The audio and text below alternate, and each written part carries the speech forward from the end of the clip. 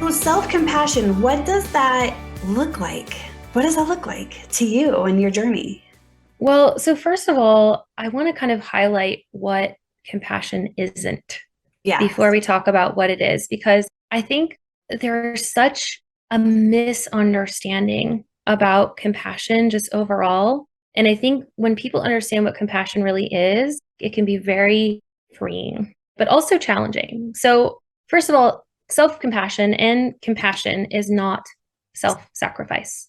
Okay. It is not just bend over backwards to please others, or even for yourself, right? We can even sometimes go overboard in trying to like, because that's more of like that avoidance style. Like, I'm just going to cut everyone else off and I'm just going to do that like hyper independence, Yeah. right?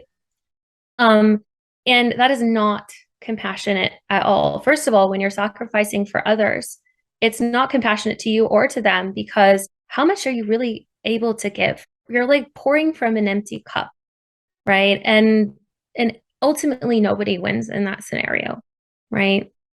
And self-compassion also, or sorry, not self-compassion, but compassion overall is not fixing or rescuing others. Fixing or rescuing others is not compassionate. It's not compassionate to you, it's not compassionate to them. Because the message that you are sending to someone else by trying to fix or rescue them is that there is something wrong with them and that they need to change for you.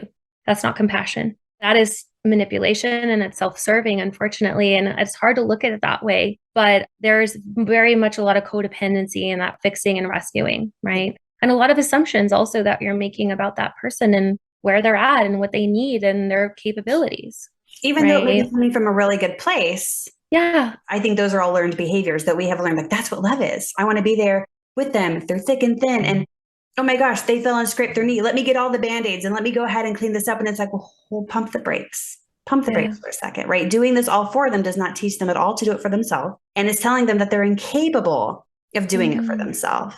So exactly. that definitely repeats a horrible cycle there as well. And we do this with kids all the time. Children learn that they're not worthy or capable themselves because we try to sweep in and fix it for them all the time rather than letting them struggle a little bit and allow them to find their own internal capabilities. Yeah. Right.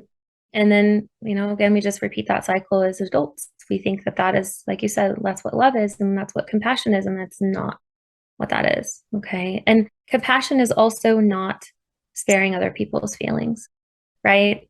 Because that is inauthenticity. That doesn't mean that you go around saying really like harsh, critical things to other people, right? There's a method of delivery that is compassionate, Mm-hmm. right? But in sparing someone else's feelings and not speaking your truth and not being authentic, you are kind of removing choice in your relationships. You're not allowing other people to express themselves authentically. You're trying to manipulate outcomes here, right? Oh, if I say that, they won't like me. If I'm honest about this, then they won't like me, right? Well, how do you know? You're removing their choice in that situation to go, is this person for me or is this person not for me? Right. Right. And it's actually not compassionate towards them to not give them an authentic reflection of what you're seeing as well. Oh, Right. that hits home. It really hits home. What immediately popped in my head was there was one with my kid, but there was one with, and I'll start with my kid because I think it starts at that age, right? It's a learned behavior of when we try to, and I think this is also where maybe masks start forming to comply with other people. And in order for this person to like me, I make them laugh and they like that about me. So I'm going to go ahead and be like, Mr. Funny Guy with this guy. Right. And so you start learning how to be with certain people. And when you said to manipulate outcomes, I remember my daughter having a conversation with one of her friends who had a sleepover a few weeks ago before school started. And I said, you know what, Serena, I noticed that you act a little different around her. Like there's a different Serena that pops up when your friend is over. I don't really get to see her. Like that's a new side of you that I think is beautiful. I said, the only problem is, all of a sudden when I come back in the room, your sock drawer is now filled with toys and this is put over here and like your whole room is destroyed. I'm like, so are we setting boundaries though? Are you still feeling comfortable to be who you are and to say like, my mom won't like this or no, we don't do that? And she's like, if I say that, what if she doesn't like me anymore? What if she doesn't want to be my friend anymore? And I'm like, you have to find out.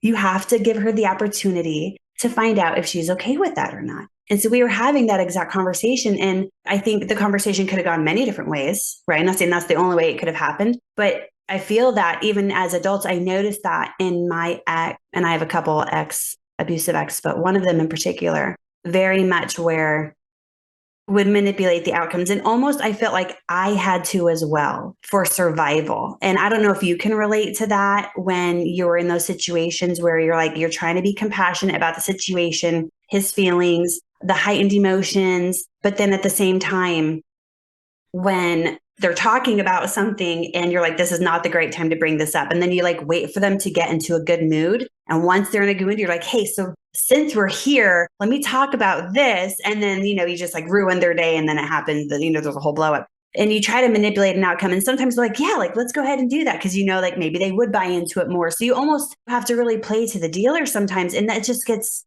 very inauthentic and very like it's a game of chess. And I feel like in those situations, there's little compassion on both sides for that. Like, it's just, are my needs getting met? And what's the best way to get my needs met, as opposed to really caring about where the other person's at in that spot emotionally.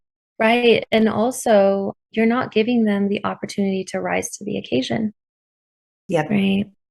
Because when you are authentic, you are giving them an opportunity to show you who they are and what they're capable of and where they're at right now. And sometimes that means that they are challenged and they are stretched and they need that for their growth. And so it is absolutely compassionate to someone to be authentic and to say what you're saying. And it is, not a bad thing sometimes to pick your timing, right? Don't bring up a really authentic, deep conversation when someone's like trying to rush out the door and go do something, right? Like that might be a little bit manipulative as well in terms of trying to get the right, certain outcomes. You got to pick your timing. But a lack of authenticity is not going to be compassionate for either one of you, right? It's like this kind of weaselly dance that you do. And right, it creates stagnation in your life and in relationships. Growth is the purpose of relationships. That's what I think relationships should be used for, is growth. And if you're not using your relationships for growth, you're doing it wrong. If you're doing it to get your needs met, to feel fulfilled, to fill a hole, any of those things, then you are not approaching relationships in a healthy or compassionate way.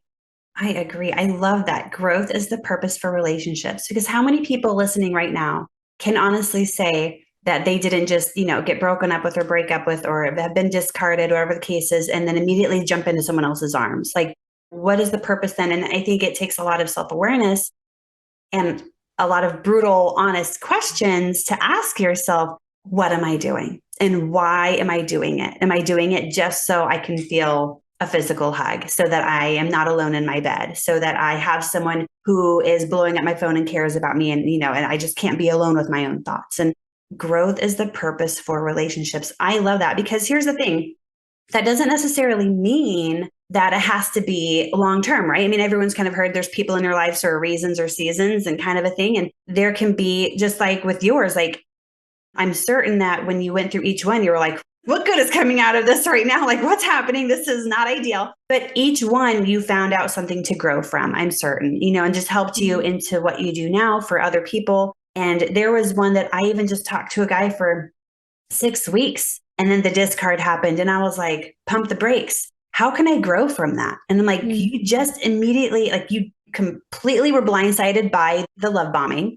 But Regina, you noticed the devalue as soon as it happened. You didn't allow it to become a trauma bond. And so anything like that, as we're progressing through these relationships, finding growth, whether it's from yourself or from the other person, something that you can take from it. Everyone has golden nuggets we can learn from. And I truly believe that, whether it's something that we learned that we want to emulate in our lives or something that we want to make certain we don't go down that path.